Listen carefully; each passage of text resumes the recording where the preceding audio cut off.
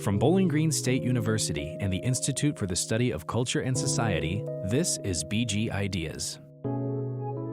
I'm going to show you this with a wonderful experiment.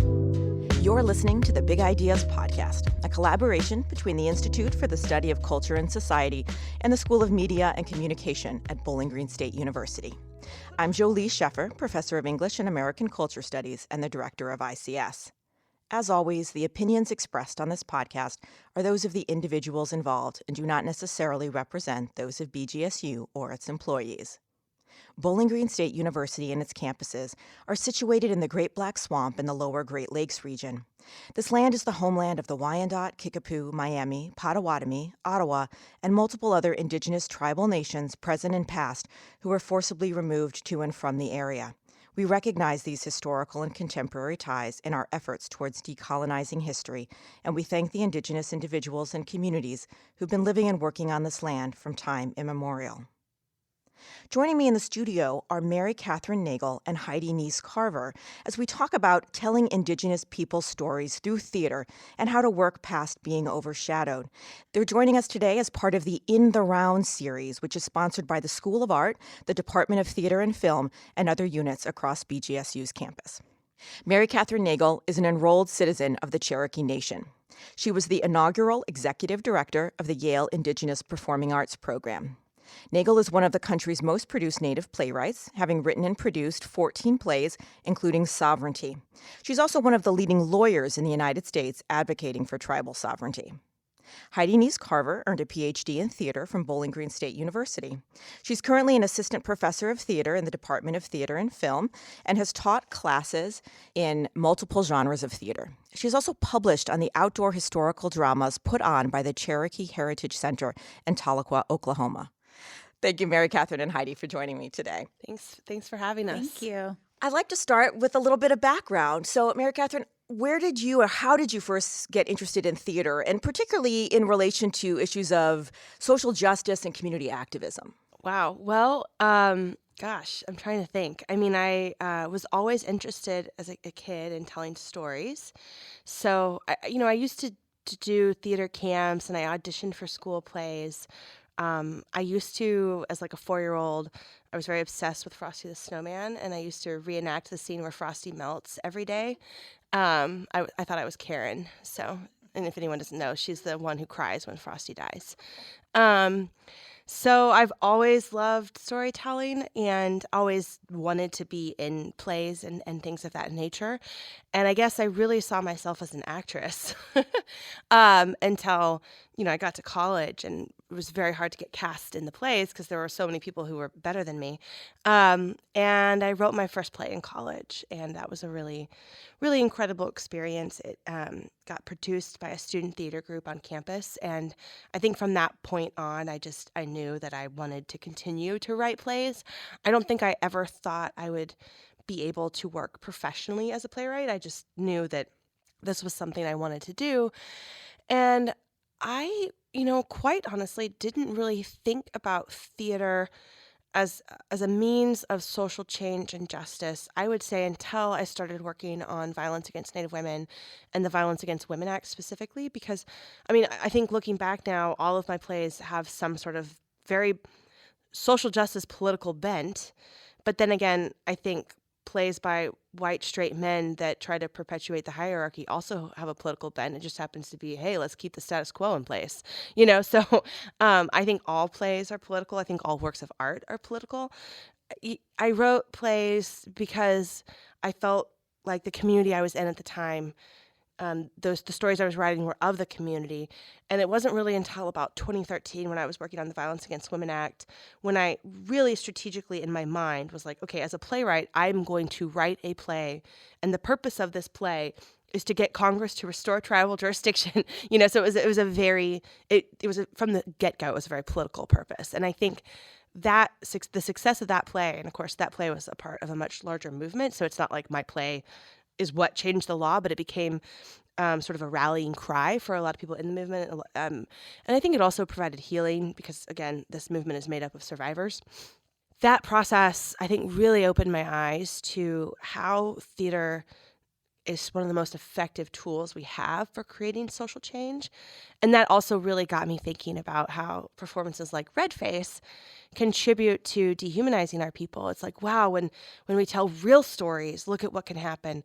What's happening when we tell all these fake stories that dehumanize us, right? And just really realizing the power of theater, for good or for bad, because it can be used for both. Heidi, what about for you? What was your relationship to theater and into your current role?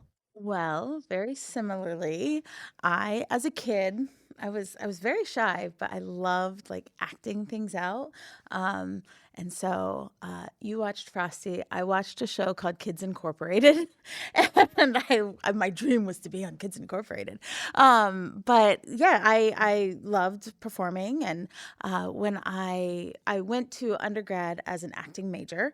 And I would say I got a few roles, but I was not as good as a lot of the other students, very similarly. So I actually turned to directing, and I loved directing. And then, so now I do direct at the university, and then also I'm a theater historian. And when I was working on my dissertation, I thought about when I was choosing a topic, I thought, what was my first theater experience? And my first theater going experience, I was about 6 years old, and my parents took me to the outdoor historical drama Blue Jacket in Xenia, Ohio. And it really imprinted on my mind. I still have very vivid memories of specific scenes from that production. Scenes that really rested on a lot of the stereotypes that are very harmful to Indigenous peoples. And so I decided, you know what? Nobody's really writing about representations of Native histories in outdoor historical dramas. So that's what led me to that area of research. Those productions are mainly created and still performed by white people. And so through that research and meeting some Native theater makers, for instance, meeting Larissa Fasthorse, who was choreographing Unto These Hills at that time, I started to say, well, I want to know more about what Native artists are doing and creating. And so that really turned me in a direction of looking at contemporary Native theater making and the types of plays and performances and stories that are being told in Native theater today.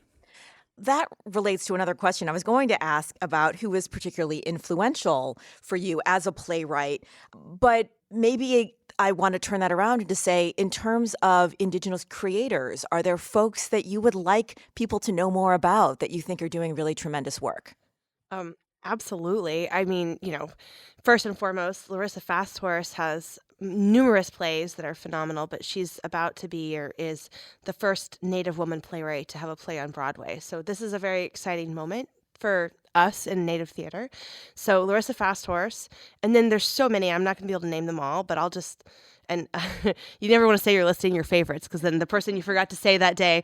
But yeah, I mean, look, we've got right now, Madeline Sayet is going around the country on her tour of her one-woman show, Where We Belong, and it's amazing. Unfortunately, we're at the kind of end of the tour, but she's going to be at the Public soon, and then she'll be at the Oregon Shakespeare Festival, I think, like next August, I believe.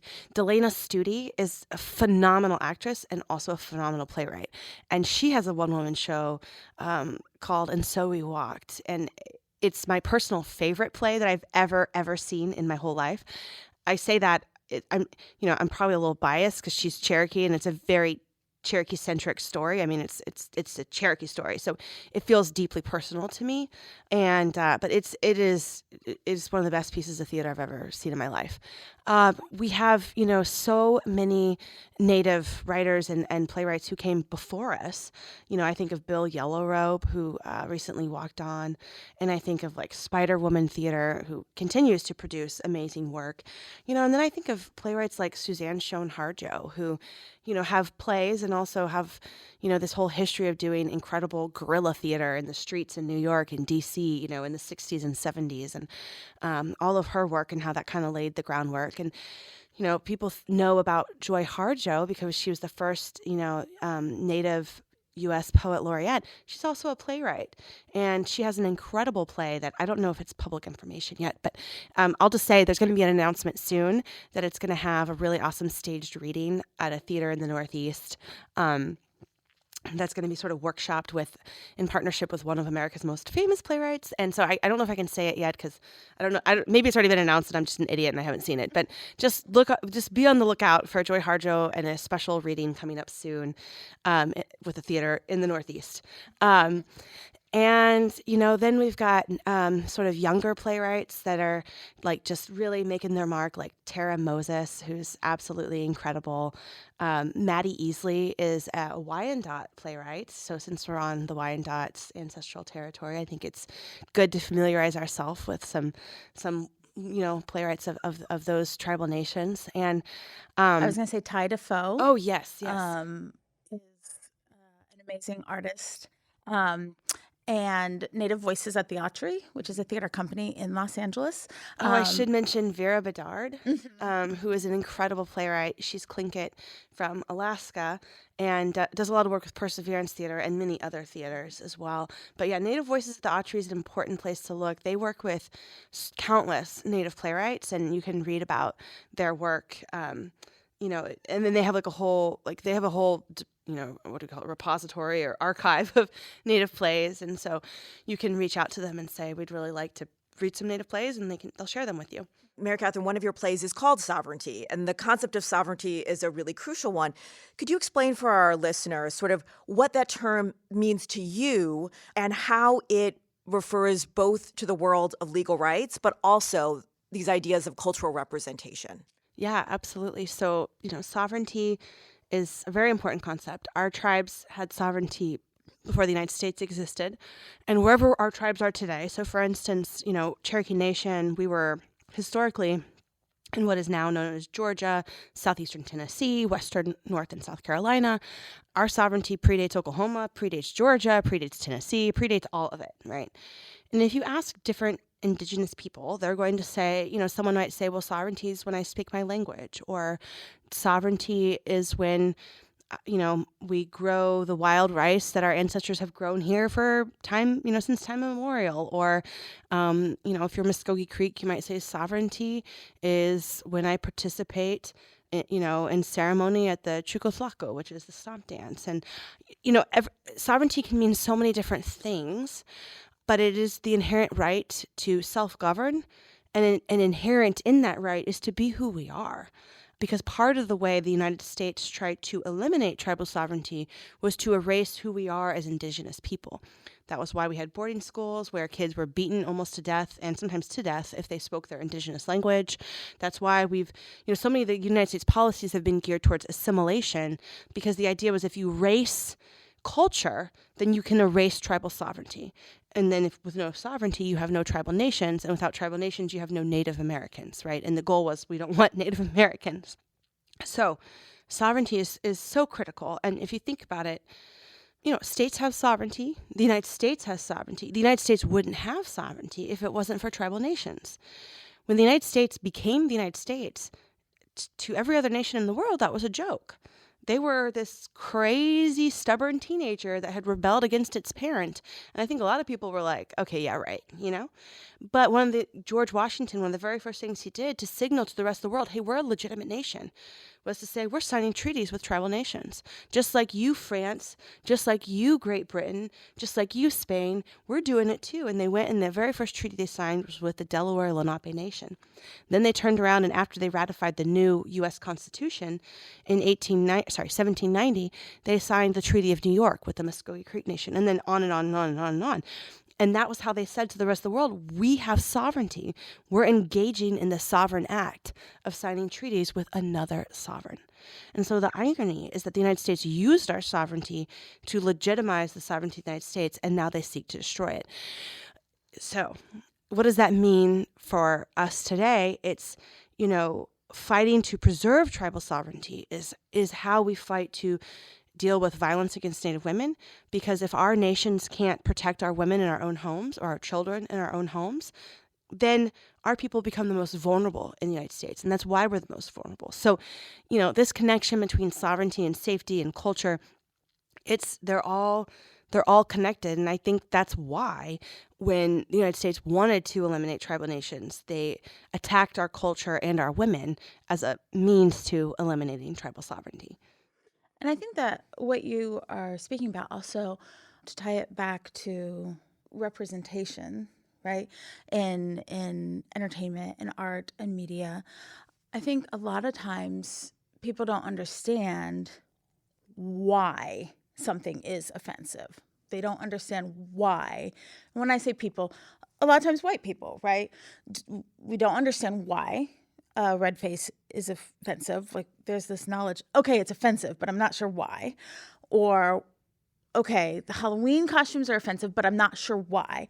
And I think it's the missing link is the lack of knowledge of the material realities, right? So talking about hypersexualized costumes, Halloween costumes, not recognizing the dire situation of violence against women or murdered and missing Indigenous women, right? Not recognizing or understanding the material realities of that, not understanding the way in which rape and assault against Native women was used as a colonial tactic, right? That was a strategy by the U.S. government that then became civilian practice in the 17 and 1800s, right?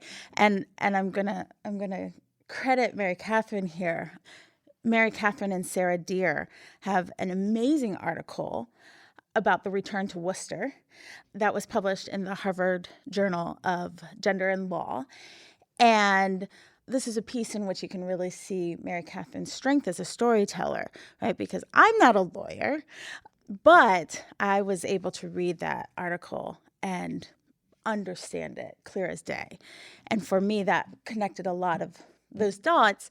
And then as a teacher, equipped me to be able to better explain to students, this is why these Halloween costumes are so not just offensive, but dangerous, physically harmful to Native women. And so I highly recommend that article to everyone. Well, thank you. Yeah. It's a good article. It is a good article. We're going to take a quick break. Thanks for listening to the Big Ideas podcast. Question. Answer. Discussion. If you are passionate about big ideas, consider sponsoring this program. To have your name or organization mentioned here, please contact us at ics@bgsu.edu. Hello, welcome back to the Big Ideas podcast. Today I'm talking to Mary Kathryn Nagle and Heidi Nees Carver about Indigenous American theater and storytelling. Heidi, you co-authored a pictorial history of Piqua, Ohio, which traces the town from its origins in Shawnee, Delaware, and other Native American cultures to its position on the Miami-Erie Canal, part of that 19th century history that we were discussing. How did your training in theater shape your approach to that project? Yes. So I actually worked on that project. That was a project that I worked on with my husband, Michael Carver. And we wanted to do this pictorial history of my hometown, Piqua, Ohio. Piqua is actually a shortened version of a longer Shawnee term.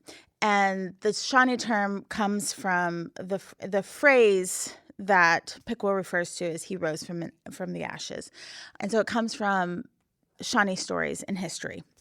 And so within this pictorial history, one of the things that we wanted to do was talk about the Indigenous history. But being a pictorial history, it is really difficult to do that because what we have pictorially speaking are white produced works of Shawnee and Miami history from that area. So we wanted to try to talk about the limitations in that, in and of itself. Obviously, because it was a pictorial history, we had very little text to be able to do that. But I think that, one thing about Piqua and growing up in Piqua, I think very much shaped my interest in Native theater and Native drama. Piqua still has a quote-unquote Indian mascot. If you go to Piqua today, it's the Piqua Indians.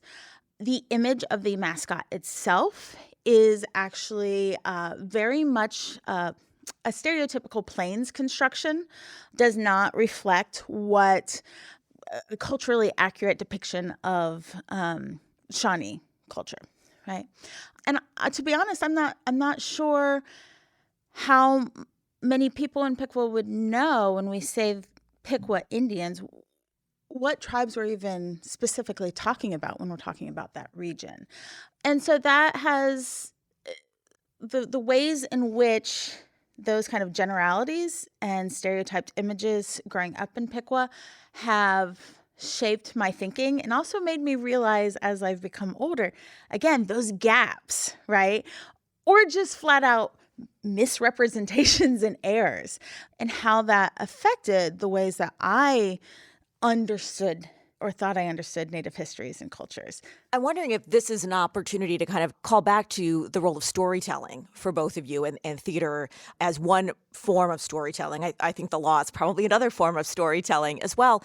But how storytelling can work as a reparative practice for those absent, elided, erased, and misrepresented histories. Could you speak a little bit to that, Mary Kathryn? Yeah, absolutely. I mean, anytime. So when Sovereignty was performed at Arena Stage, I would go every night. And no one knew what I looked like because, I'm not on stage and my face isn't in the program. And so I would just go and sit sort of in the lobby when the show was over and listen to people come out. And I mean, everyone, I wish I just recorded it because it just, without fail, every night people would walk out just aghast. They say, I can't believe I didn't know that. I can't believe no one ever told me. And they would almost be indignant, how come no one ever told me? And no one told me this in history class. I never studied it. And I think that, so yes, when Native people get to write stories and they're performed on stage or on TV and film, we are filling in the gaps in America's failed educational system. And it's a system that's really failed us, but I think it's failed all Americans because these histories, yes, there are histories, but they're also America's history. And I think that when we don't know our own history, we are doomed to repeat some of the worst mistakes of our past. And that's what we're doing today because we have purposeful amnesia. And so I think that yes, I think that Native theater is a critical component of re-education, of educating over gaps, and of helping all Americans, to learn what we shouldn't do again. And I think that no matter what your political beliefs are today, I think that's something that everyone can agree on. I just add on to that. So there is an individual named Talon Silverhorn who is employed by the state of Ohio through the State Parks Department. And he is, so he's from Oklahoma. He's Shawnee. He's doing amazing work in the state of Ohio right now. And so I saw a talk that he gave about a month ago. And in this talk, he pointed out that these absences or these gaps in knowledge, right? These omissions in education and what we understand, we as a collective society understand about Native history and American history doesn't just hurt Native peoples. It hurts all of us. We've all missed out because we don't have a better grasp or a fuller story. And so that's something, again, that Talon shared, and the audience that was there all very emphatically nodded. And that really just hit and resonated with all of us. You've mentioned many wonderful playwrights and creators and other folks that our listeners could go out and seek out more work by. But are there other things you would encourage listeners to do or to seek out in order to become more informed and more engaged in some of these issues? Sure.